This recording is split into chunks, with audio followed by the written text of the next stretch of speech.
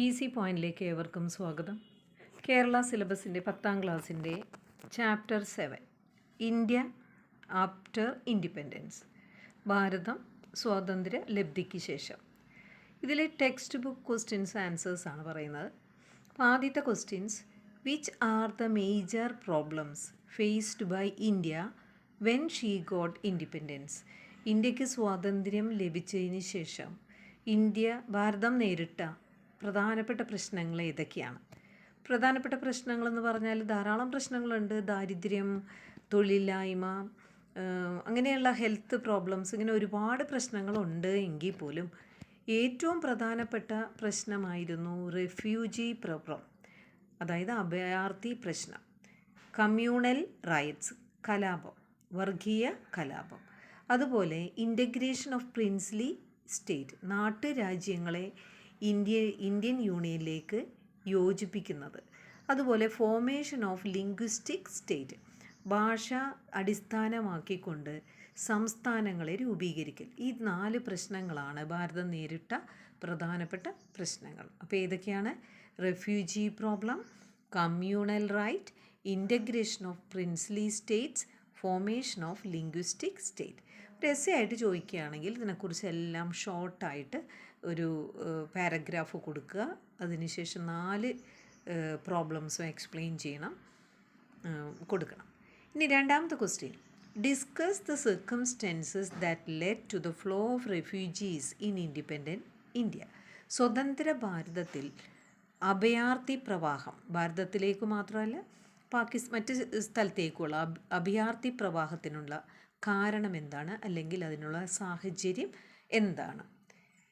One of the important problems that independent India had to face was the refugee problem. അഭയാർത്ഥി പ്രശ്നമാണ് India നേരിട്ട വലിയൊരു പ്രശ്നം, സ്വതന്ത്ര ഭാരതം നേരിട്ടത്.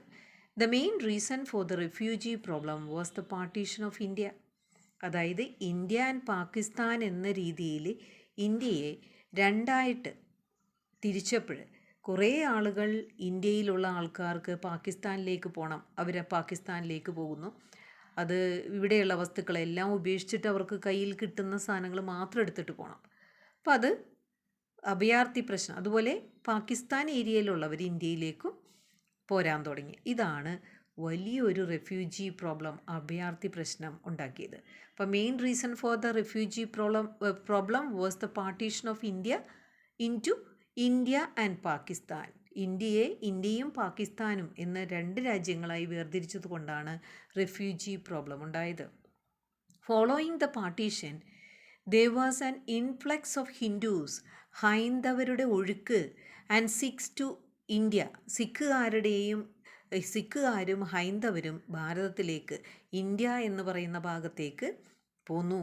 അതുപോലെ ഫ്രം പാകിസ്ഥാൻ, അവർ പാകിസ്ഥാനിലുള്ളവരായിരുന്നു, അവരിങ്ങോട്ട് പോന്നു, ഇന്ത്യയിലേക്ക് പോന്നു. And Muslims from India to Pakistan, ഇന്ത്യയിലെ മുസ്ലിംസ് എല്ലാം പാകിസ്ഥാനിലേക്കും പോകാൻ തുടങ്ങി. Communal riot broke out in different parts of India. പല സ്ഥലങ്ങളിലും വർഗീയ കലാപങ്ങൾ പൊട്ടിപ്പുറപ്പെട്ടു. അതിൻ്റെ പ്രധാന കേന്ദ്രങ്ങളാണ് കൽക്കട്ട, ബീഹാർ, നോഖലി, ഡൽഹി, പഞ്ചാബ് ആൻഡ് കാശ്മീർ. ഇവിടെയൊക്കെ വളരെ അധികം ചൊരിച്ചിലുകൾ, ബ്ലഡി റയറ്റ്സ് എന്ന് പറഞ്ഞാൽ അത്രയും അക്രമം നിറഞ്ഞ കലാപം കാണാൻ അതിന് സാക്ഷ്യം വഹിച്ചു. എവിടെയൊക്കെയാണ്? Calcutta, Bihar, Noakhali, Delhi, Punjab and Kashmir witnessed bloody riots. ഇനി തൗസൻഡ്സ് വർ കിൽഡ്, ഒരുപാട് ആൾക്കാർ, ആയിരക്കണക്കിന് ആൾക്കാർ വധിക്കപ്പെട്ടു. ആൻഡ് വിമൻ വർ അറ്റാക്ഡ്, അതായത് പല സ്ത്രീകളെയും റേപ്പ് ചെയ്യപ്പെട്ടു. As a result different section of people lost all their belongings and became refugees. ഒരുവിധം നല്ല രീതിയിൽ ജീവിച്ചിരുന്ന ആളുകളെല്ലാം അവരുടെ വീടും അവരുടെ സമ്പത്തും എല്ലാം ഇട്ടിട്ട് കലാപമാണ്. അപ്പോൾ ഒരുപാട് പേരെ കൊല്ലുന്നു. അതുപോലെ തന്നെ തൻ്റെ മതമല്ലാത്തവരെയാണ് ഈ കൊല്ലുന്നത്, സ്ത്രീകളെയൊക്കെ റേപ്പ് ചെയ്യുന്നു. അപ്പോൾ ഇതിൽ നിന്നെല്ലാം ഭയന്ന് കിട്ടിയത് പിറക്കിയെടുത്തിട്ടാണ് ആളുകൾ ഓടുന്നത്. അതുകൊണ്ട് അവരുടെ സമ്പത്തെല്ലാം ഇവിടെ ഉപേക്ഷിച്ച്, അവർക്ക് വീടുണ്ട്, മറ്റു വസ്തുവകകളുണ്ട്, എല്ലാം ഉപേക്ഷിച്ചിട്ടാണ് അവർ ഒരു അഭയാർത്ഥിയായിട്ട് മറ്റ് സ്ഥലത്ത് പോയി താമസിക്കേണ്ടി വരുന്നത്. Around 10 million people traveled as refugees on barefoot. അവർ നഗ്നപാതരായിട്ടാണ് അവർ യാത്രയായത്. അവരുടെ കയ്യിലൊന്നുമില്ല. ചിലവർ നടന്നുപോയി, ചിലവർ ട്രെയിനിൻ്റെയും ഒക്കെ പൊക്കത്ത് കയറിയിരുന്നു പോയി. പിന്നെ ചിലവർ കാളവണ്ടിയിലൊക്കെ കയറിയാണ് കിലോമീറ്ററുകൾ സഞ്ചരിച്ചത്. This issue of refugees was effectively solve by the new administration in independent India. സ്വതന്ത്ര ഭാരതത്തിലേക്ക് ഒരുപാട് അഭയാർത്ഥികളുടെ പ്രവാഹം അതൊരു വെല്ലുവിളി തന്നെയായിരുന്നു. കാരണം അവർക്ക് താമസിക്കാൻ സ്ഥലം കൊടുക്കണം, അവർക്ക് അവരുടെ കാര്യങ്ങളെല്ലാം നോക്കണം. അപ്പോൾ ഇതിനെല്ലാം തന്നെ സോൾവ് ചെയ്യാനായിട്ട് ഭാരതത്തിൽ ആ ഒരു ന്യൂ അഡ്മിനിസ്ട്രേഷന് സാധിച്ചു എന്നുള്ളതാണ് വലിയൊരു നേട്ടം. ഇനി അടുത്ത ചോദ്യം, prepare a note on the integration of princely state. അപ്പം നമ്മൾ മറ്റൊരു തലവേദന എന്തായിരുന്നു ഭാരതം നേരിട്ട ഒരു പ്രശ്നമെന്ന് പറഞ്ഞാൽ നാട്ടുരാജ്യങ്ങളെ ഇന്ത്യൻ യൂണിയനിലേക്ക് ചേർക്കുക. അതാണ് മറ്റൊരു തലവേദന. The integration of princely state was the most crucial issue faced by independent India. അപ്പോൾ പ്രിൻസ്ലി സ്റ്റേറ്റ് സ്വാതന്ത്ര്യം കിട്ടിയപ്പോൾ അതിൽ ഒരു ഇൻഡിപെൻഡൻറ്റ് ആക്ട് പുറപ്പെടുവിച്ചു.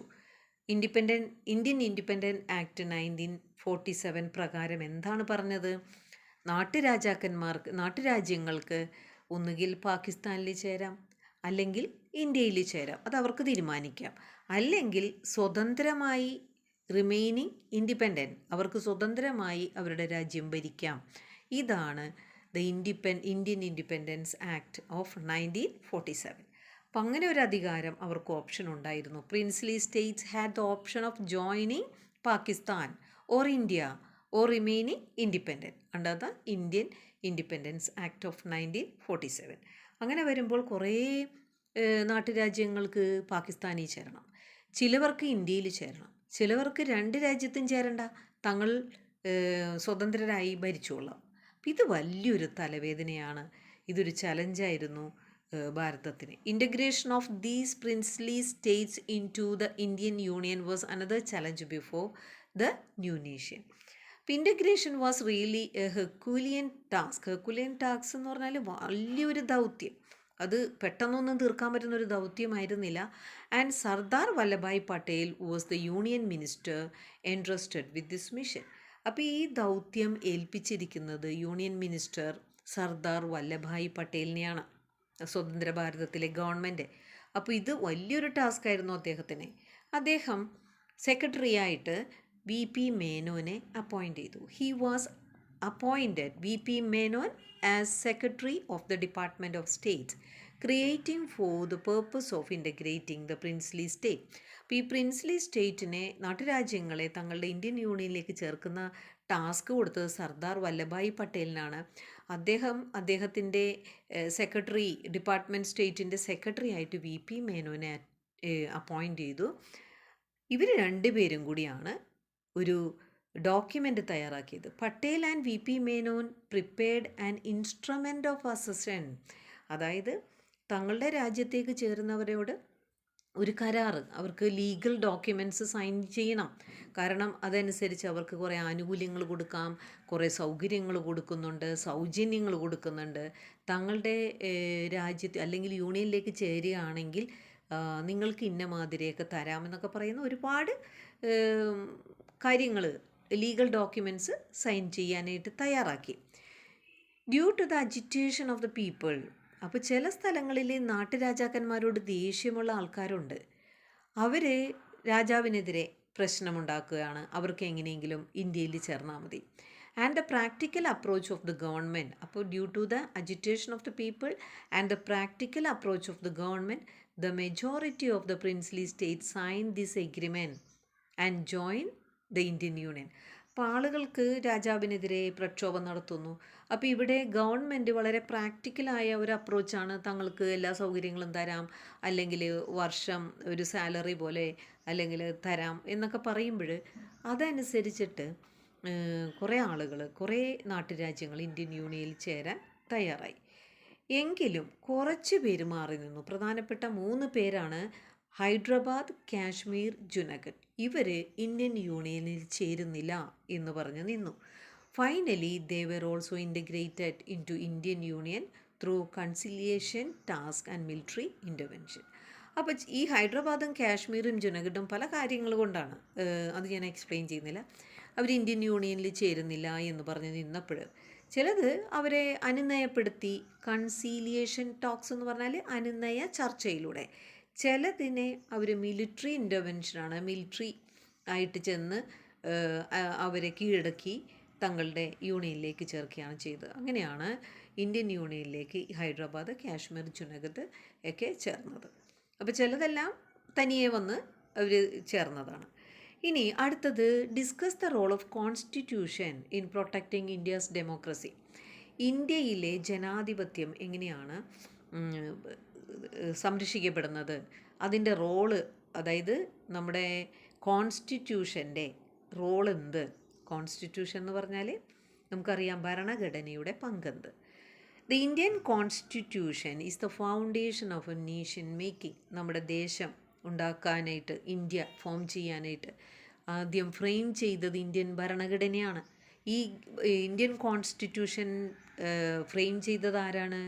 The constituent അസംബ്ലിയാണ്. The constitution was framed by the constituent assembly. The constituent assembly എപ്പോഴാണ് form ചെയ്തത്?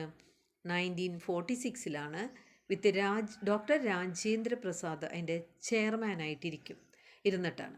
അപ്പോൾ constituent assembly was formed in 1946 with doctor Rajendra Prasad as the chairman.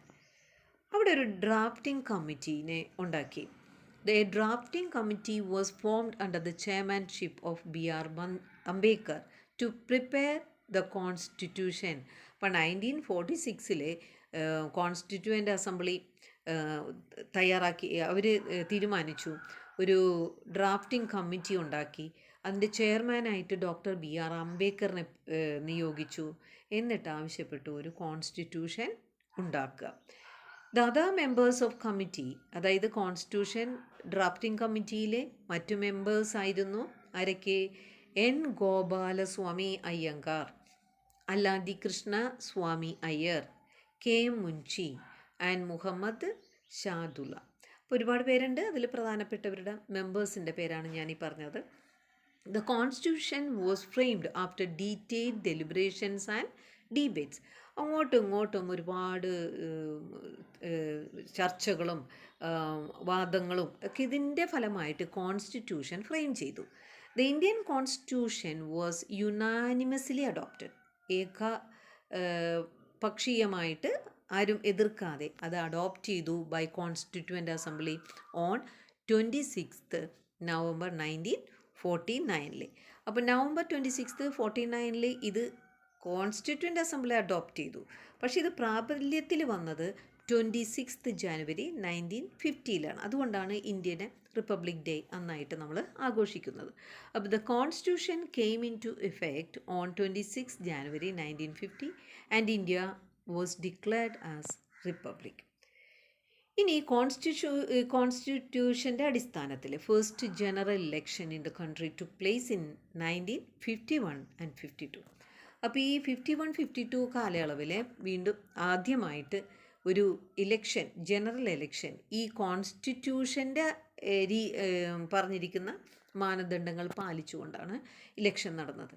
The independent and impartial ഇലക്ഷനാണ് അവിടെ നടന്നത്. സ്വതന്ത്രവും യാതൊരു ആളുകളുടെ ഇൻഫ്ലുവൻസും ഇല്ലാത്ത ഇലക്ഷനാണ് നടന്നത്. Was a great success of Indian democracy. അത് ഇന്ത്യൻ ജനാധിപത്യത്തിൻ്റെ വലിയൊരു സക്സസ് ആയിരുന്നു. ഇന്നും അങ്ങനെ തന്നെയാണ് നമ്മൾ വിശ്വസിക്കുന്നത്. Even though several Asian and African countries attained independence along with India deviated from democratic value. അപ്പോൾ ഇന്ത്യയോടൊപ്പം സ്വാതന്ത്ര്യം നേടിയ ഒരുപാട് ഏഷ്യൻ ആഫ്രിക്കൻ രാജ്യങ്ങളൊക്കെ ഉണ്ട്. അവിടെ നിന്നൊക്കെ അവർ ഡെമോക്രാറ്റിക് രീതിയിൽ നിന്നൊക്കെ പോയി. പക്ഷേ ഇന്ത്യ മാത്രം ഇന്നും ആ ഡെമോക്രാറ്റിക് വാല്യൂവിൽ തുടർന്ന് വന്നുകൊണ്ടിരിക്കുകയാണ്. അത് കാരണം അത് നമ്മുടെ കോൺസ്റ്റിറ്റ്യൂഷനാണ് അതിനെ ഒരു നോക്കി നടത്തുന്നത്, സേഫ് ഗാർഡ് ചെയ്യുന്നത്. The laws of governing the country were derived from the constitution. നമ്മുടെ ഭാരതത്തെ ഭരിക്കുന്ന എല്ലാ നിയമങ്ങളും, അവർക്ക് വേണ്ടുന്ന എല്ലാ നിയമങ്ങളും ഉണ്ടാക്കുന്നത് കോൺസ്റ്റിറ്റ്യൂഷനാണ്. In democratic countries, the constitution is framed on the basis of the interest and the will of the people. ഈ കോൺസ്റ്റിറ്റ്യൂഷൻ ഫ്രെയിം ചെയ്തിരിക്കുന്നത് ആളുകളുടെ ആഗ്രഹത്തിനും താല്പര്യത്തിനും അനുസരിച്ചാണ്. ഡെമോക്രാറ്റിക് രീതിയിൽ തന്നെയാണ്. Indian constitution stand for A democratic government, അതായത് ഒരു ജനാധിപത്യ ഗവൺമെൻറ്റിന് വേണ്ടി ആണ് ഈ ഇന്ത്യൻ ഭരണഘടന നിലനിൽക്കുന്നത്. And for the ideas of republic. അപ്പോൾ ഇവിടെ എന്തൊക്കെ ആശയങ്ങളാണ് ഇത് കൊണ്ടു നടക്കുന്നത്? റിപ്പബ്ലിക് എന്ന് പറയുന്ന ആശയം, ഫെഡറേഷൻ എന്ന് പറയുന്ന ആശയം, ആൻഡ് ഡിവിഷൻ ഓഫ് പവർ എന്ന ആശയം. The powers of the central and state government. ഈ കോൺസ്റ്റിറ്റ്യൂഷൻ ക്ലിയർ ആയിട്ട് വിവരിക്കുന്നുണ്ട്. എന്ത്? The powers of central and state government are clearly defined in the constitution. ഭരണഘടനയിലെ സ്റ്റേറ്റ് ഗവൺമെൻറ്റിൻ്റെയും കേന്ദ്ര ഗവൺമെൻറ്റിൻ്റെയും അധികാരങ്ങളെല്ലാം എന്തൊക്കെയാണ് എന്ന് വ്യക്തമായി പ്രതിപാദിക്കുന്നുണ്ട് ഭരണഘടനയിൽ. The constitution also assure rule of law, അതുപോലെ നിയമങ്ങൾ, അതുപോലെ single citizenship and free and impartial election. അപ്പോൾ നമുക്ക് ഏക പൗരത്വം, അതുപോലെ സ്വതന്ത്രവും നിഷ്പക്ഷവുമായ ഇലക്ഷൻ, ഇതൊക്കെ ഉറപ്പുവരുത്തുന്നുണ്ട്. അതുപോലെ നിയമത്തിൻ്റെ പരിരക്ഷ, ഇതൊക്കെ ഉറപ്പുവരുത്തുന്നുണ്ട് constitution. The Indian constitution also safeguards democracy through parliamentary system of rule. അപ്പോൾ നമ്മളുടെ പാർലമെൻ്ററി സിസ്റ്റം, ഭരണത്തിലൂടെ, ഫണ്ടമെൻ്റൽ റൈറ്റ്സിലൂടെ, ഫണ്ടമെൻ്റൽ ഡ്യൂട്ടീസിലൂടെ നമ്മുടെ ഭരണഘടന ഡെമോക്രസിയെ സംരക്ഷിക്കുന്നുണ്ട്. Indian constitution also safeguards democracy എന്തിലൂടെ? Through parliament system of rule, പിന്നെ fundamental rights and fundamental duties. അതുകൊണ്ട് തന്നെ ഇന്നും ഇന്ത്യ ഒരു സ്ട്രോങ് ഡെമോക്രാറ്റിക് കൺട്രിയാണെന്ന് പറയാം.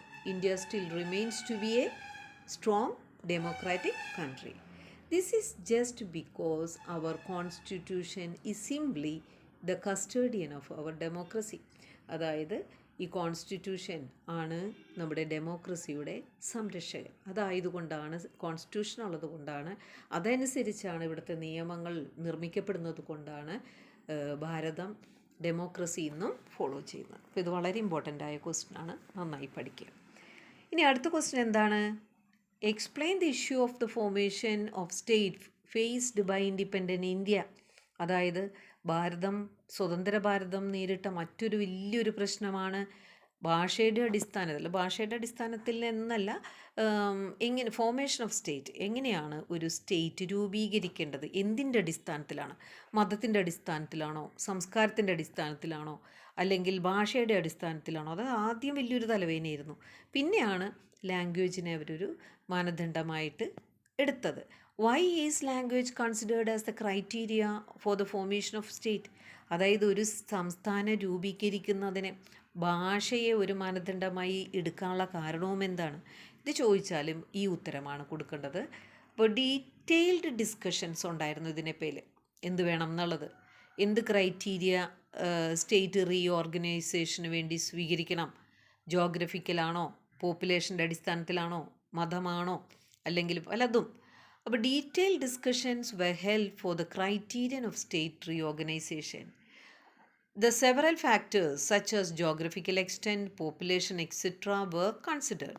അപ്പോൾ അവിടെ നമ്മൾ അതിർത്തി നിശ്ചയിച്ചിട്ടാണോ, ഒരു ജോഗ്രഫി നിശ്ചയിച്ചിട്ടാണോ നമ്മൾ സ്റ്റേറ്റ് തീരുമാനിക്കേണ്ടത്, അല്ലെങ്കിൽ ജനസംഖ്യ നോക്കിയിട്ടാണോ, ഇതൊക്കെ അവിടെ ചർച്ച വന്നു. When nationalism was defined on the basis of religion, linguistic identity was raised as a counter argument. അപ്പോൾ ഇവിടെ പറഞ്ഞത് ദേശീയത എന്നൊക്കെ പറയുമ്പോൾ മതത്തിൻ്റെ അടിസ്ഥാനത്തിൽ, ഭാഷയുടെ അടിസ്ഥാനത്തിൽ എന്നൊക്കെ വന്നിട്ടുണ്ടല്ലോ.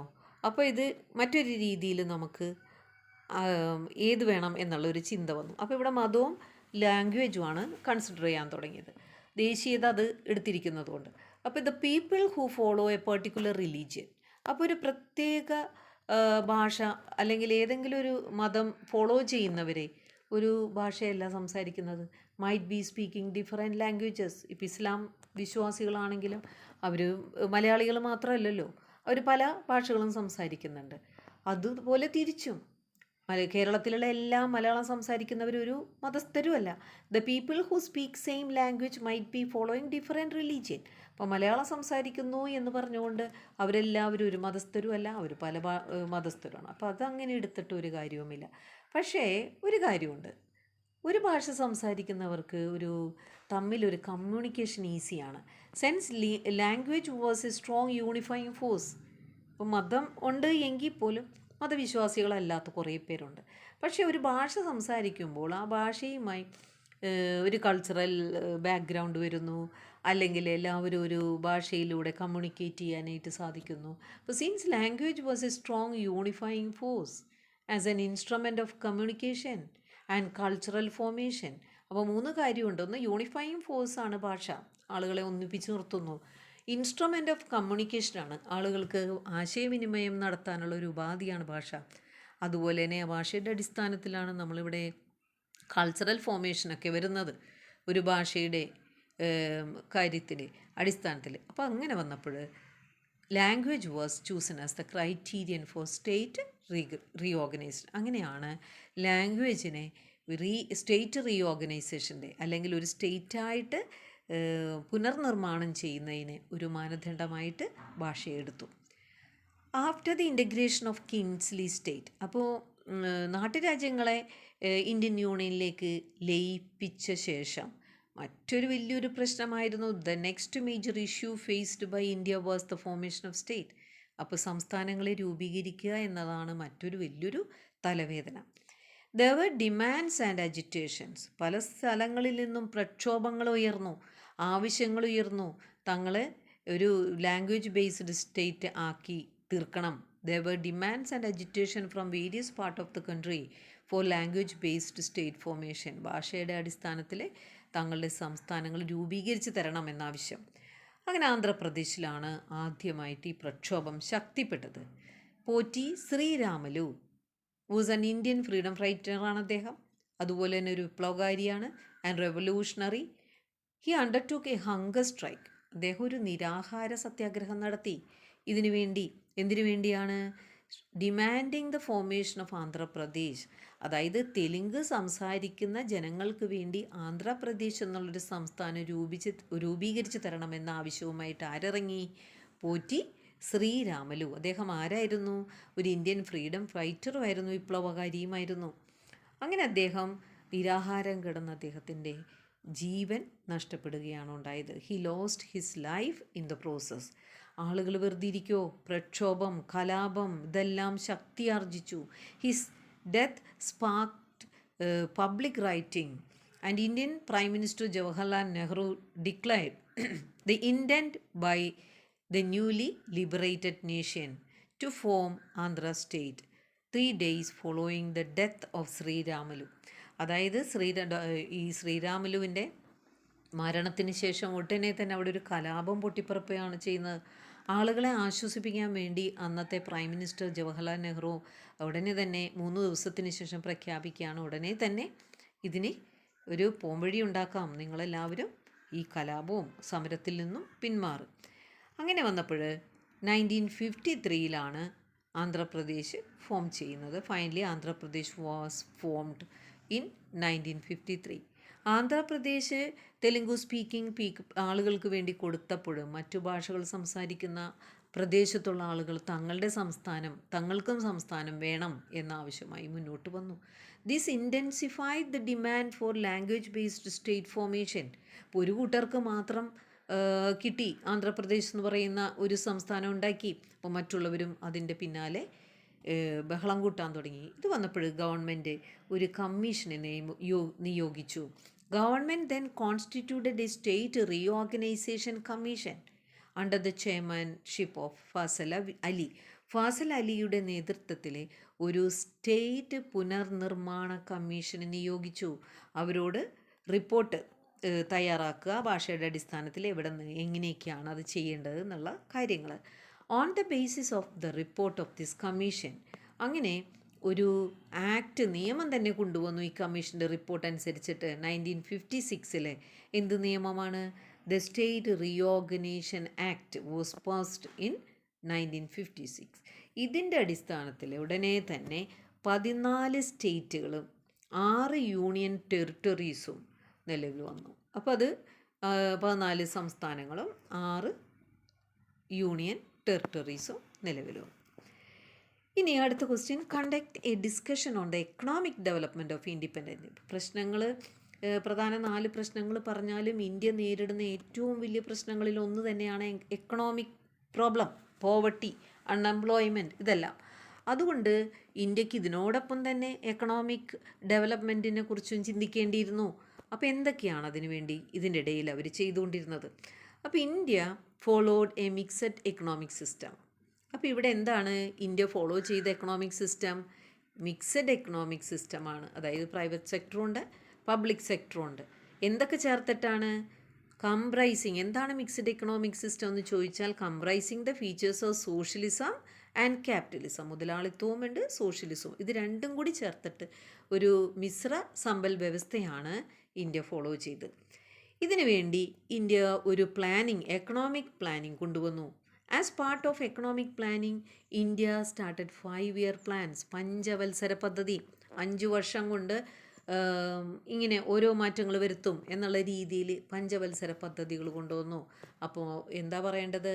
As part of economic planning, India started 5-year plans. This help the development of agricultural and industrial sector. അതായത് ബ്രിട്ടീഷുകാർ നമ്മളെ ചൂഷണം ചെയ്തപ്പോൾ നമ്മൾ ആകെ ദരിദ്രാവസ്ഥയിലാണ്. നമ്മുടെ കൃഷിയും വ്യവസായവും ഒക്കെ നശിപ്പിച്ചിട്ടാണ് അവർ പോയത്.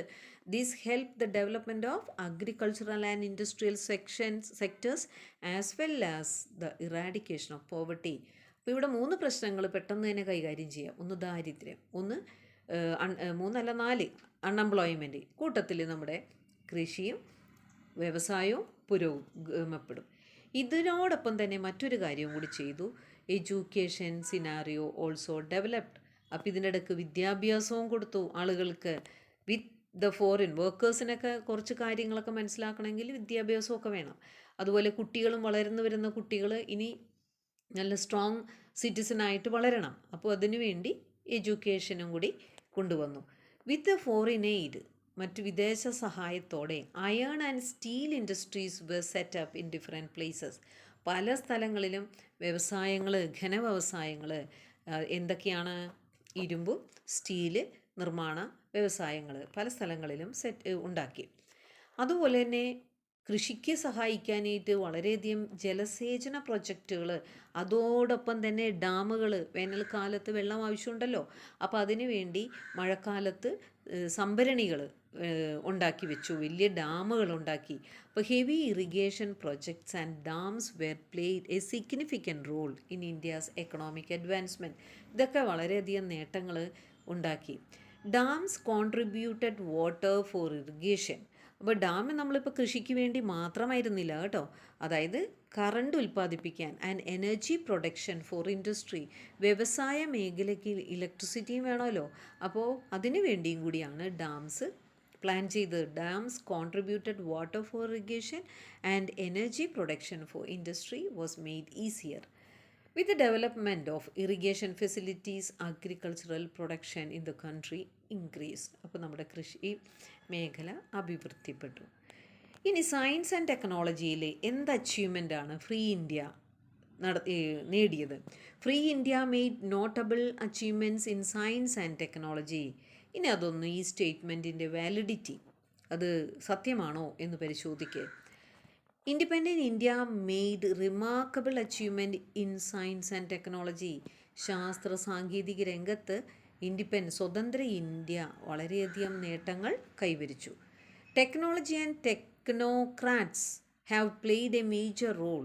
അതായത് സാങ്കേതിക വിദ്യ മാത്രമല്ല, അത് കൈകാര്യം ചെയ്യുന്ന വിദഗ്ധരാണ് ടെക്നോക്രാഫ്റ്റ്സ് എന്ന് പറയുന്നത്. ടെക്നോളജി കൈകാര്യം ചെയ്യുന്ന വിദഗ്ധർ അവരെല്ലാം വളരെയധികം പങ്കുവഹിച്ചു. എന്തിൽ? In the agricultural progress and industrialization of India. അപ്പോൾ ഇന്ത്യയുടെ വ്യാവസായികവൽക്കരണത്തിനും കാർഷിക രംഗത്തുള്ള പുരോഗതിക്കും ആരൊക്കെയാണ് വളരെയധികം പ്രാധാന്യം വഹിച്ചത്? സാങ്കേതിക വിദ്യയും വിദഗ്ധരും. India achieved considerable progress in science and technology under the leadership of Jawaharlal Nehru. Jawaharlal നെഹ്റുവിൻ്റെ ഭരണകാലഘട്ടത്തിൽ അവിടെ ഇന്ത്യയിലെ ഒരുപാട് നേട്ടങ്ങൾ സയൻസ് ആൻഡ് ടെക്നോളജിയിൽ നേട്ടങ്ങൾ കൈവരിക്കാൻ സാധിച്ചു. Who was an ardent admirer of modern science. Modern സയൻസിൻ്റെ അഡ്മിററാണ് ജവഹർലാൽ നെഹ്റു. അപ്പോൾ അദ്ദേഹം തീർച്ചയായിട്ടും പുരോഗതിക്ക് വേണ്ടി വളരെയധികം പരിശ്രമിക്കാൻ റെഡിയായിരിക്കും, സന്നദ്ധനായിരിക്കും. സെവറൽ റിസർച്ച് ഇൻസ്റ്റിറ്റ്യൂഷൻ, ഇതാണ് ഏറ്റവും ഇമ്പോർട്ടൻ്റ് ആയ പാർട്സ്. ഒരുപാട് റിസർച്ച് ഇൻസ്റ്റിറ്റ്യൂഷൻസ് സയൻസ് ആൻഡ് ടെക്നോളജിക്ക് വേണ്ടി സ്ഥാപിച്ചു. അതൊക്കെ ഏതൊക്കെയാണ്? Council of scientific and industrial research, CSIR. അതുപോലെ തന്നെ Indian council of agricultural research, ICAR. അതുപോലെ Indian council of medical research, ICMR. അപ്പോൾ ഈ 3 വളരെ പ്രധാനപ്പെട്ടത്. നന്നായിട്ട് പഠിക്കുക. Council of scientific and industrial research, Indian council of agriculture research, Indian council of medical research. അപ്പോൾ ഇൻഡസ്ട്രി ഭാഗത്ത് അതുപോലെ അഗ്രികൾച്ചറൽ ഭാഗത്തും അതുപോലെ മെഡിക്കൽ രംഗത്തും ഒക്കെ റിസർച്ചുകൾ നടത്താൻ തുടങ്ങി. അതുപോലെ 2 സ്റ്റാൾവാർഡ്സ് എന്ന് പറഞ്ഞാൽ വളരെ അതിനു വേണ്ടി ഡെഡിക്കേറ്റ് ചെയ്തിരിക്കുന്നതാണ് ഒരു ലൈഫ്. അങ്ങനെയുള്ള 2 ഇന്ത്യൻ സയൻറ്റിസ്റ്റുകളാണ് ഹോമി ജഹാംഗീർ ബാബ അതുപോലെ SN ഭട്നാഗർ. ഇവരാണ് ഈ പ്രൊജക്റ്റ് മുന്നോട്ട് കൊണ്ടുപോയത്. ഏത് project? The council for scientific and industrial research. അപ്പോൾ ആരൊക്കെയാണ് 2 വലിയ ശാസ്ത്രജ്ഞന്മാർ? Homi Jehangir Bhabha and SN Bhatnagar. അപ്പോൾ ഹോമി ജെ ബാബയായിരുന്നു head of the Tata institute of fundamental research and atomic energy commission. അപ്പോൾ ഇതിൻ്റെയൊക്കെ ഹെഡ്, ഇതിൻ്റെയൊക്കെ ടാറ്റ ഇൻസ്റ്റിറ്റ്യൂട്ട് ഓഫ് ഫണ്ടമെൻ്റൽ റിസർച്ചിൻ്റെയും ഇന്ത്യൻ ആറ്റോമിക് എനർജി കമ്മീഷൻ്റെയും ഹെഡായിരുന്നു Homi J Baba. Many engineering institutes with world standards was set up.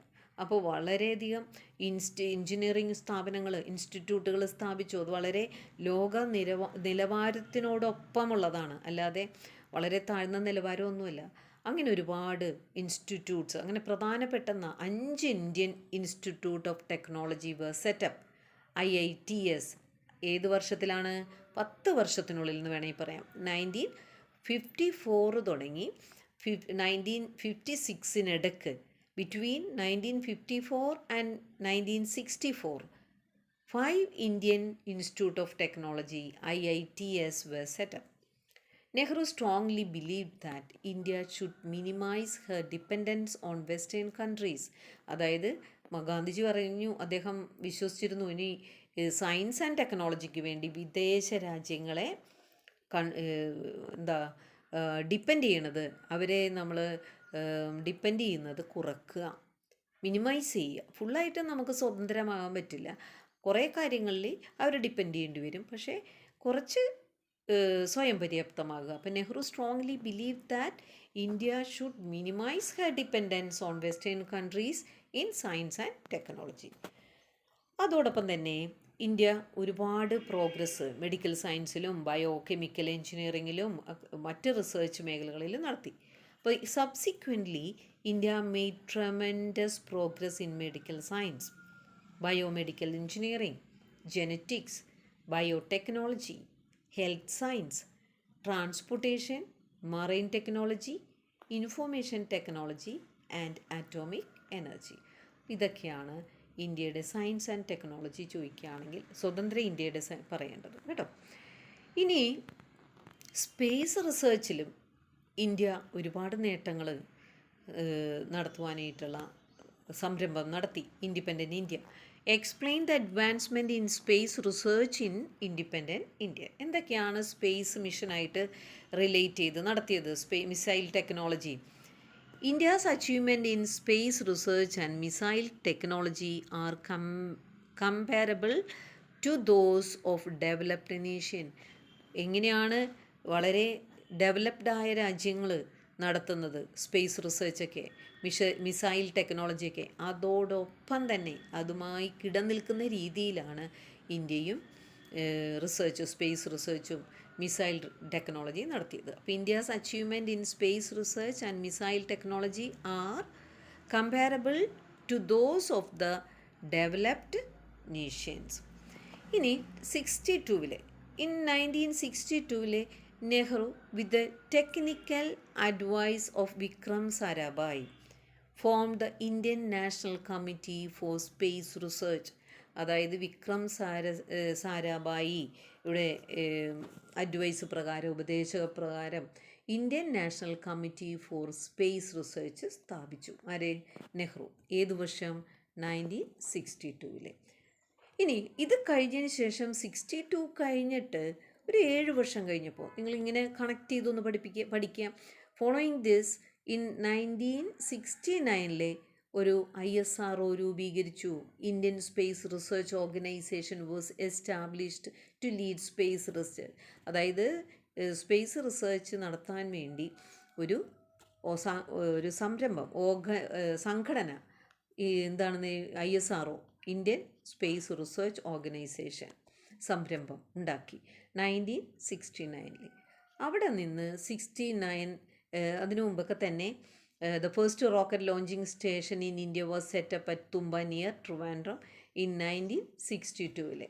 അപ്പോൾ ഇവിടെ തിരുവനന്തപുരത്ത് തുമ്പ എന്ന് പറയുന്ന സ്ഥലത്ത് ആദ്യത്തെ ഒരു സ്റ്റേഷൻ ഉണ്ടാക്കി, first rocket launching station. As a result of the collective efforts of India's space research experts, the first artificial satellite of India, Aryabhatta, was successfully launched in 1975. ഇപ്പോൾ വളരെയധികം റിസർച്ചിൻ്റെ പരിണതഫലമായിട്ട് ആദ്യത്തെ ആർട്ടിഫിഷ്യൽ സാറ്റലൈറ്റ് ഇന്ത്യയുടെ ആര്യഭട്ട 1975-ൽ ലോഞ്ച് ചെയ്തു. Besides artificial satellite, India has also developed space vehicles, rocket launchers. ഇതോടൊപ്പം തന്നെ ഒരുപാട് സ്പേസിൽ സഞ്ചരിക്കുന്ന പേടകങ്ങൾ, അതുപോലെ റോക്കറ്റ്, ഇതെല്ലാം നിർമ്മിക്കുകയുണ്ടായി. India is the only developing country that can develop and launch satellite. അപ്പോൾ ഡെവലപ്പിംഗ് കൺട്രിയാണ്, ഡെവലപ്പ് ചെയ്തുകൊണ്ട് വരുന്നുള്ളൂ, ഡെവലപ്ഡ് കൺട്രി അല്ല ഇന്ത്യ. അങ്ങനെയുള്ള ഡെവലപ്പ് ചെയ്തുകൊണ്ടിരിക്കുന്ന രാജ്യമായിട്ട് പോലും ഇന്ത്യക്ക് മാത്രമാണ് ഇങ്ങനെ ലോഞ്ച് ചെയ്യാനും അതുപോലെ തന്നെ സ്പേസ് റിസർച്ചിന് വേണ്ടിയുള്ള പല കാര്യങ്ങൾ ചെയ്യാനും സാധിച്ചത്. India could achieve this honour due to the far sightedness of Nehru. അപ്പോൾ ഇവിടെ ഒരു ബ്രാക്കറ്റ് ഉണ്ട് കേട്ടോ, ആ ബ്രാക്കറ്റ് ആവശ്യമില്ല, അത് ടൈപ്പിംഗ് മിസ്റ്റേക്കാണ്. അപ്പോൾ India could achieve this honour, ഇന്ത്യക്ക് ഈ ബഹുമതി കിട്ടിയത് നെഹ്റുവിൻ്റെ ദീർഘവീക്ഷണം അതിൻ്റെ ഫലമായിട്ടാണ്. The main agencies that developed satellites in India are national remote sensing agency and physical research laboratory. അപ്പോൾ ഇതൊക്കെ മെയിൻ ഏജൻസീസ്, സാറ്റലൈറ്റ് ഉണ്ടാക്കിയ ഏജൻസികളാണ് നാഷണൽ റിമോട്ട് സെൻസിങ് ഏജൻസിയും ഫിസിക്കൽ റിസർച്ച് ലബോറട്ടറി. ഇനി മിസൈൽ ടെക്നോളജിയോടൊപ്പം തന്നെ in missile technology also India made achievement. അപ്പോൾ missile ഇടുന്ന കാര്യത്തിലും ഇന്ത്യക്ക് പല നേട്ടങ്ങളും ഉണ്ടായി. ഏതൊക്കെയാണ് ഇന്ത്യ ഡെവലപ്പ് ചെയ്ത പ്രധാനപ്പെട്ട മിസൈലുകൾ? അഗ്നി, പൃഥ്വി ആൻഡ് ആകാശ്. ഈ 3 ഇന്ത്യ ഇട്ട മിസൈലുകൾ. ഇനി രാജ Ramanna and doctor APJ Abdul Kalam led experiments in the atomic energy sector. Atomic energy വിഭാഗത്തിൽ പരീക്ഷണങ്ങൾ നടത്തിക്കൊണ്ടിരുന്ന 2 വ്യക്തികളാണ് ഡോക്ടർ രാജാരാമണ്ണ, പിന്നെ doctor APJ Abdul Kalam. APJ Abdul കലാമിനെ അറിയാത്തവരാരുമില്ലല്ലോ.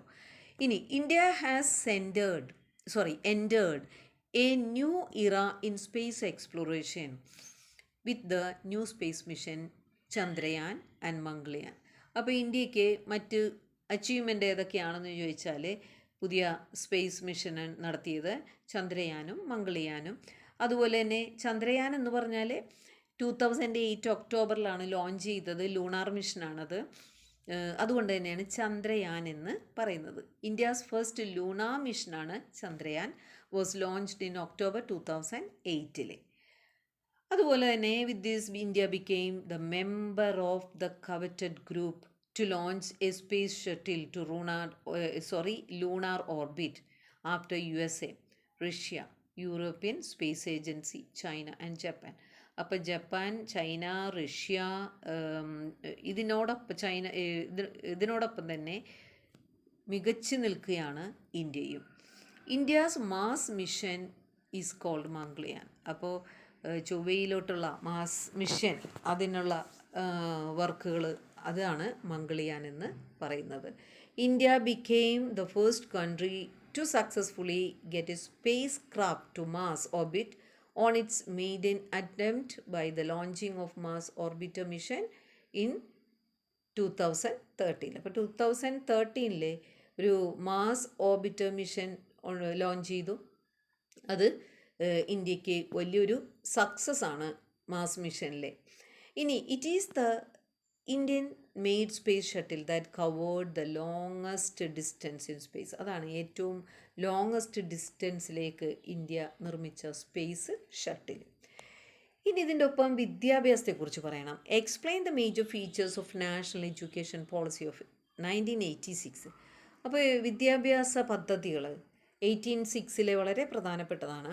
അപ്പോൾ അതാണ് ഇനി നമ്മൾ പറയേണ്ടത്. The new education policy of 1986 formulate ചെയ്ത് എന്തിനു വേണ്ടിയാണ്? പ്രശ്നങ്ങൾ. ഇനി ഇറ്റ്സ് റെക്കമെൻഡേഷൻ ഏതൊക്കെയാണ്? Focusing on primary education and continuing education. അതായത് പ്രാഥമിക വിദ്യാഭ്യാസം ചെറിയ കുട്ടികൾക്ക് നൽകുക, അതുപോലെ തന്നെ വിദ്യാഭ്യാസം ഇടയ്ക്ക് വെച്ച് നിർത്തിയവർക്ക് അത് തുടരാനുള്ള സംവിധാനം. Launching operation black board programme to universalise primary education and to improve the infrastructure facilities of school.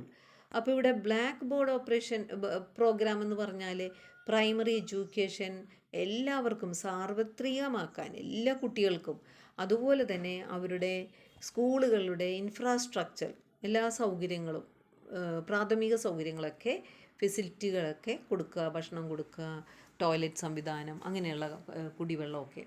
Setting up Navodaya വിദ്യാലയ ഇൻ ഈച്ച് ഡിസ്ട്രിക്റ്റ്. ഓരോ ഡിസ്ട്രിക്റ്റിലും നവോദയ വിദ്യാലയങ്ങൾ സ്ഥാപിച്ചു. Encouraging girls education. പെൺകുട്ടികളുടെ വിദ്യാഭ്യാസം പ്രോത്സാഹിപ്പിച്ചു. Use media like radio and television for educational purpose. വിദ്യാഭ്യാസത്തിന് വേണ്ടി മാധ്യമങ്ങളെ ഉപയോഗിച്ചു, റേഡിയോ, ടെലിവിഷൻ എന്നെല്ലാം. അതുപോലെ state council of education research and training for programming research and training in education at state level. അപ്പോൾ സ്റ്റേറ്റ് ലെവലിലെ ഒരു പദ്ധതി SCERT, state council of education research and training. അതെന്തിനാണ്? എഡ്യൂക്കേഷൻ രംഗത്ത് ഉള്ള റിസർച്ചും ട്രെയിനിങ്ങും ഒക്കെ വികസിപ്പിക്കുന്നതിന്, പ്രൊമോട്ട് ചെയ്യുന്നതിന്. അതുപോലെ തന്നെ മറ്റൊന്ന് and the district institute of education and training, അതായത് DIET, district institute of education and training. അത് ഓരോ ഡിസ്ട്രിക്റ്റിലും ഇതൊക്കെ ഇതിൻ്റെ നാഷണൽ എഡ്യൂക്കേഷൻ പോളിസിയുടെ കീഴിൽ വന്നു. ഇനി എന്തൊക്കെയാണ് എഡ്യൂക്കേഷണൽ അച്ചീവ്മെൻറ്റ്സ് ഇന്ത്യ നേടിയത്? The government appointed various commissions to study Indian education and to submit recommendation. അതിൻ്റെ അടിസ്ഥാനത്തിലാണ് national policy of education formulate ചെയ്തത് 1986. അവിടെ വന്നപ്പോൾ അതിന് ഒരു നിയമം കൂടി പാസ്സാക്കി. അതോടൊപ്പം തന്നെ എന്താണത്? The right to education act was passed in 2009. എന്തിനു വേണ്ടിയാണ്? To give free and compulsory education to children of 6 to 14 years of age. എല്ലാ കുട്ടികൾക്കും അവിടെ 6 തുടങ്ങി 14 വയസ്സ് വരെ ഫ്രീ ആണ്, കമ്പൽസറി ആണ്. അതിൽ നിന്ന് ആർക്കും മാറി നിൽക്കാൻ പറ്റില്ല. It is included as part of fundamental right. ഒരു വ്യക്തിയുടെ ഫണ്ടമെൻ്റൽ റൈറ്റാണ് വിദ്യാഭ്യാസം. അത് 6 തുടങ്ങി 14 വയസ്സിൽ നിർബന്ധിത വിദ്യാഭ്യാസവും ഏർപ്പെടുത്തി. അപ്പോൾ അത് റൈറ്റ് ടു എഡ്യൂക്കേഷൻ ആക്റ്റിലൂടെ പാസ്സാക്കിയതാണ്. New policy on education paved the way for remarkable changes in education. അപ്പോൾ വിദ്യാഭ്യാസം നേടാത്ത കുട്ടികളില്ലാണ്ടായി മാറി. അത് ബാലവേല അങ്ങനെയുള്ള കാര്യങ്ങളിൽ 6 വയസ്സും 7 വയസ്സുള്ള കുഞ്ഞുങ്ങളെയൊക്കെ നിയോഗിക്കുന്നത് കുറഞ്ഞു. Colleges, universities, engineering institutions including IITS and IIMS four management studies of international standard were set up. ഇപ്പോൾ കോളേജ്, യൂണിവേഴ്സിറ്റി, എഞ്ചിനീയറിംഗ് ഇൻസ്റ്റിറ്റ്യൂഷൻസും ഒക്കെ വളരെയധികം ഇൻ്റർനാഷണൽ സ്റ്റാൻഡേർഡ്സിൽ അതിൻ്റെ നിലവാരത്തിലാണ് ഏർപ്പെടുത്തിയത്. With the help of the internet and computer. അതുപോലെ കമ്പ്യൂട്ടറിൻ്റെയും ഇൻ്റർനെറ്റിൻ്റെയും വരവോടെ ഇവിടെ സ്മാർട്ട് ക്ലാസ് റൂംസ് സ്റ്റാർട്ട് ചെയ്യാൻ സാധിച്ചു. Which help to increase the quality of education. അപ്പോൾ വിദ്യാഭ്യാസ രംഗത്തെ ക്വാളിറ്റി ഇമ്പ്രൂവ് ചെയ്യാനും സാധിച്ചു. Gave stress to female education. As a result the female literacy rate increase. അപ്പോൾ സ്ത്രീകൾക്ക് വിദ്യാഭ്യാസം എന്നുള്ള കൂടുതൽ അതിന് പ്രാധാന്യം കൊടുത്തതോടെ സ്ത്രീകളുടെ ഫീമെയിൽ ലിറ്ററസി റേറ്റ് കൂടി. അതുപോലെ ഓപ്പൺ സ്കൂൾ സെറ്റ് ചെയ്തു. കാരണം സ്കൂളിൽ പഠിക്കാൻ പറ്റാത്തവർക്ക് പാരലലായിട്ട് പഠിക്കുവാനായിട്ട് ഓപ്പൺ സ്കൂളുകൾ അവർക്ക് അത് പാരലലായിട്ട് ഡിസ്റ്റൻ്റ് എഡ്യൂക്കേഷനിലൂടെയൊക്കെ അവർക്ക് ഡിഗ്രിയും അല്ലെങ്കിൽ +2 ഒക്കെ കംപ്ലീറ്റ് ചെയ്യാം. അങ്ങനെയുള്ള open schools were set up for students who discontinued their education without completing their studies. ഇനി in order to control the various sectors of education and formulate policies, several agencies like University Grants Commission, അപ്പോൾ ഇത് ഒരുപാട് sectors പല നയങ്ങൾ several agencies ഒക്കെ വന്നു. University grants commission UGC, അതുപോലെ തന്നെ national council of education research and training NCERT, all Indian medical council AIMC, all Indian council of technical education, ഇതൊക്കെ സ്റ്റാർട്ട് ചെയ്തു. അതുപോലെ തന്നെ ദ സർവ ശിക്ഷ അഭിയാൻ SSA, അതൊരു ഏജൻസിയാണ് വിത്ത് view to universalise primary education. അപ്പോൾ പ്രാഥമിക വിദ്യാഭ്യാസത്തെ സാർവത്രികമാക്കുക എന്ന പദ്ധതിയാണത് Sarva Shiksha Abhiyan.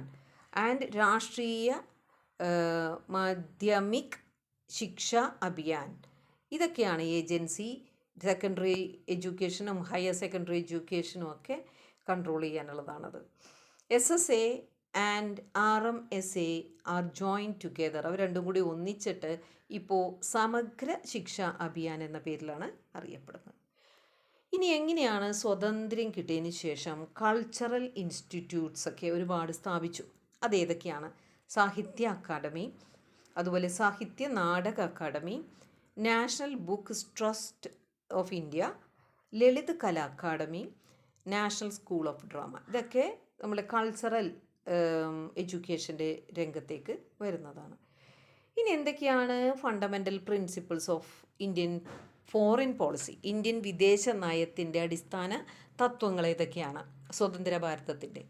The foreign policy of independent India reflects the values of the Indian national movement. Examine അങ്ങനെ ചോദ്യം വരാം. അതായത് ഇന്ത്യൻ ദേശീയ പ്രസ്ഥാനത്തിൻ്റെ മൂല്യങ്ങളുമായി ആണ് താരതമ്യപ്പെടുത്താം വിദേശ നയത്തെ, ഇന്ത്യൻ വിദേശ നയത്തെ, സ്വതന്ത്ര ഭാരതത്തിലെ വിദേശ നയത്തെ. അപ്പോൾ എന്താ പറയേണ്ടത്? Fundamental principles of Indian foreign policy ഏതൊക്കെയാണ്? പഞ്ചശീൽ പ്രിൻസിപ്പിൾ ഒന്നാമത്തത്. രണ്ടാമത്തത് നോൺ അലയൻ മൂവ്മെൻ്റ് അല്ല, നോൺ അലൈൻമെൻറ്റ് എന്ന് പറഞ്ഞാൽ ചേരിചേര പ്രസ്ഥാനം. Resistance to colonialism and imperialism, അതായത് കോളനി വാഴ്ചക്കും മേധാവിത്വത്തിനും ഇമ്പീരിയലിസത്തിനും ഒക്കെ എതിർപ്പ്, അതിനോടെല്ലാം എതിർപ്പ്. ഇനി trust in united station, UNO ആണ് കേട്ടോ ഉദ്ദേശിച്ചത്.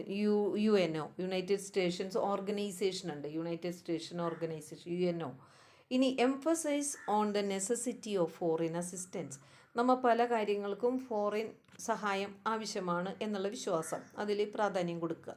അതുപോലെ പീസ്ഫുൾ കോ എക്സിസ്റ്റൻസ്, അവരും ജീവിച്ചോട്ടെ നമ്മളും ജീവിക്കട്ടെ, രണ്ട് കൂട്ടരും സമാധാനപരമായി ജീവിക്കുക, പീസ്ഫുൾ കോ എക്സിസ്റ്റൻസ്.